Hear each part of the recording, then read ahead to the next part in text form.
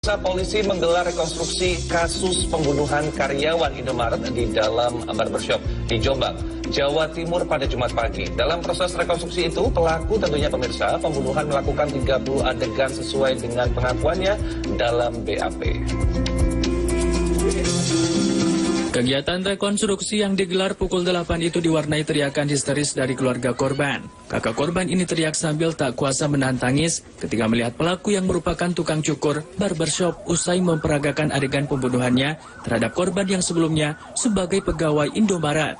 Teriakan keluar korban pembunuhan terdengar saat pelaku yang juga seorang sepeter barbershop bernama Febri Wahyudi dibawa polisi keluar dan dimasukkan ke mobil.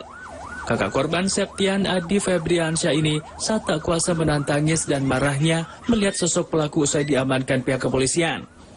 Rekonstruksi kasus pembunuhan ini digelar untuk mengetahui dan mengungkap adegan-adegan di lokasi kejadian. Terdapat 3 orang jadi saksi pada ungkap kasus pembunuhan yang cukup menggemparkan warga Kabupaten Jombang ini. Disimpulkan ada 30 adegan yang diperagakan. Dalam rekonstruksi itu terungkap jika sebelum terjadi penikaman, pelaku dan korban sempat terlibat cekcok hingga adu pukul. Aksi itu berujung dengan penikaman yang dilakukan pelaku leher korban dengan pisau lipat. Tak cukup dengan itu, pelaku juga menusuk dada korban dengan pisau yang sama yang membuat korban tersungkur bersimbah darah. Sementara untuk motif pembunuhan yang dilakukan pelaku adalah karena permasalahan asmara, di mana tersangka sakit hati karena wanita yang sudah bertunangan dengannya dekat dengan korban hingga berujung batalnya pertunangan itu. Terus kemudian tujuan kita rekonstruksi ini adalah untuk mencari kebenaran atau fakta sebenarnya di TKP.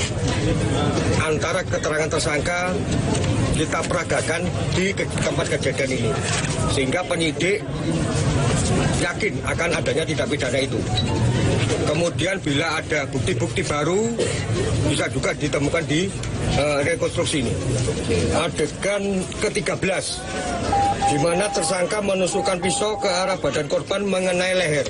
Setelah menusuk itu, pisaunya setelah melakukan penusukan, pisau masih dibawa. Terjadi saling pukul, ya. Kemudian korban tersangka kemudian menusukkan pisaunya lagi di tepat di badan korban di dada.